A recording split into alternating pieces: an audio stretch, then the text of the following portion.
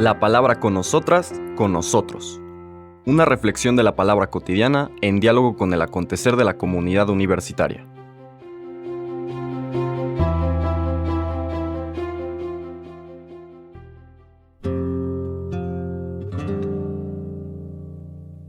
Hola, buenos días. Bienvenidas, bienvenidos a la palabra con nosotras, con nosotros. Hoy iniciamos nuestras lecturas de esta segunda semana del tiempo ordinario en las Eucaristías cotidianas. Vamos a seguir con el inicio del Evangelio de San Marcos, ya en el capítulo 2, recordando, como presentábamos la semana pasada, la estructura de esta mistagogía que nos transmite Marcos, ¿no? Primero, la presencia de Jesús, desde el inicio del Evangelio, subrayando que es inicio de la buena noticia de Jesús, el Hijo Mesías, y después desarrollar su persona después del bautismo y tentaciones en el desierto a través de una serie de intervenciones que nos lo presentan como el que libera a las personas oprimidas por el mal, el que cura a los enfermos, el que se acerca a las personas que han vivido marginalizadas como los leprosos, y hasta ahí todo más o menos bien. Y después viene este punto de inflexión cuando en la casa en la que está en Cafarnaúm le llevan a un paralítico y proclama que sus pecados le son perdonados. Hay que subrayar, no le dice te perdono tus pecados, le dice tus pecados te son perdonados. En una especie como de anonimato de quién es el que está perdonando. Pero sí la posibilidad, como más adelante se subraya, cuando le devuelve la salud al paralítico, que el Hijo del Hombre tiene esa facultad. El Hijo del Hombre, desde luego, vinculado al Señor Jesús como aquella figura mesiánica que encontramos en el profeta Daniel, pero también, dado que era una frase común en el judaísmo, digamos en la lengua de la época, como decir esta persona, también puede tener esa acepción, ¿no? Un ser humano puede ayudar a que otro ser humano perciba, experimente que sus pecados, es decir, aquello que le impide vivir plenamente su vocación a ser imagen de Dios, se pueda vivir realmente y a plenitud, es decir, que se libere su amor. Después vienen una serie de situaciones cada vez más conflictivas. El sábado pasado fue el llamado de Mateo y la manera como Jesús vive con los publicanos, se sienta a la mesa con los publicanos. Termina subrayando que él se siente invitado a acercarse a aquellos que precisamente han sido puestos en el margen. Y así llegamos a la lectura del día de hoy en este capítulo 2, versículos 18 al 22, una tercera controversia. Dice el texto: en una ocasión en que los discípulos de Juan el Bautista y los fariseos ayunaban, algunos de ellos se acercaron a Jesús y le preguntaron: ¿por qué los discípulos de Juan y los discípulos de los fariseos ayunan y los tuyos no? Jesús les contestó: ¿cómo van a ayunar los invitados a una boda mientras el esposo está con ellos? Mientras está con ellos el esposo, no pueden ayunar, pero llegará el día en que el esposo les será quitado y entonces sí ayunarán.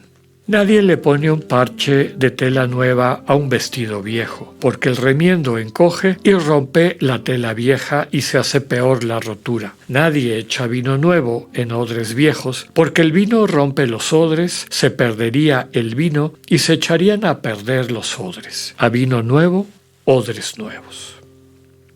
Palabra del Señor.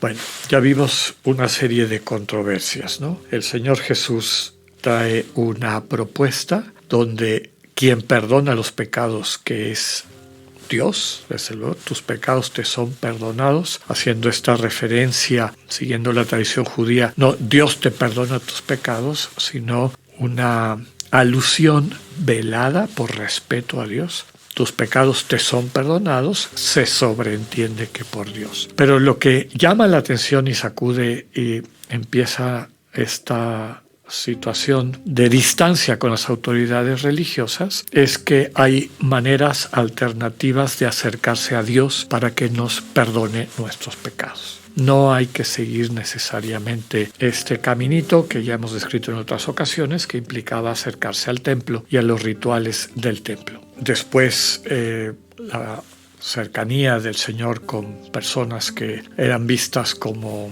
antagonistas del proyecto de Dios, los cobradores de impuestos y pecadores, y Jesús se siente invitado a acercarse a esas personas. Hay también la cuestión de el sábado, ¿no? El acercarse y eso lo vamos a ver el día de mañana, consumir alimentos o cosechar para poder comer en sábado. Entonces hay una serie de acciones del Señor Jesús que están tomando distancia de la manera como se experimentaba la religión en aquel entonces. Es importante subrayar que algunas prácticas que se conocen como ascesis o ascética, ascesis viene del griego askesis, que significa lucha o combate, y es una lucha o combate no contra uno mismo en cuanto a imagen de Dios, es decir, nuestra verdadera identidad como hijos e hijas de Dios, al contrario, esa la tenemos que cuidar y proteger, sino es una lucha contra el ego. Esa lucha contra el ego que nos demanda atención de diversas maneras y que mientras estamos distraídos con el ego y sus demandas, pues el amor no se libera, no fluye con naturalidad en nuestra cotidianidad. De ahí la importancia de recuperar, desde luego, en nuestra práctica religiosa una sana ascesis. Hay dos tipos de ascesis. Tradicionalmente, la ascesis para las personas que su egoísmo se manifiesta más en la búsqueda de comodidades y de vidas digamos, gratificantes desde una perspectiva sensual o sensitiva, la ascesis se conoce como mortificación y eso implica precisamente ayunos, lo que dice aquí el texto, abstinencias, dejar de comer o de consumir alimentos que le dan particular gusto o satisfacción a la persona, etc. No porque en sí sean malos, sino porque ese vínculo un poco de dependencia y sobre todo de alimentación del ego que nos demanda esas cosas impiden, como decía, que el amor se manifieste. Entonces, mortificando al ego, el amor se libera a través de ayunos, abstinencias, en ocasiones vigilias, pasar la noche en oración, etc. Pero cuando el egoísmo de las personas no es de ese tipo, sino más bien intelectual, la soberbia, el pensar que saben más, entonces la ascesis apropiada se conoce como abnegación y es básicamente el ejercicio de dejar de pretender imponer la propia voluntad o manera de ver las cosas, ¿no? Abstenerse de querer siempre tener la voz cantante y dirigir. Entonces, la ascesis es un tratamiento, una medicina espiritual específica para debilitar el ego, el parásito que nos roba la vida, y conforme se va debilitando el parásito, que nuestra persona, nuestra identidad en Dios crezca y de manera natural el amor recupere el espacio que le corresponde. Finalmente, esta cuestión de la tela nueva y los odres nuevos vuelve a subrayar que lo que el Señor trae no es una versión renovada de las prácticas anteriores, sino algo radicalmente nuevo. Pretender meter el proyecto del reino en el molde de las prácticas religiosas anteriores terminaría destruyéndolo. Que sepamos acoger esta revelación de Dios en nuestra vida cotidiana. Que tengan un buen día, Dios con ustedes.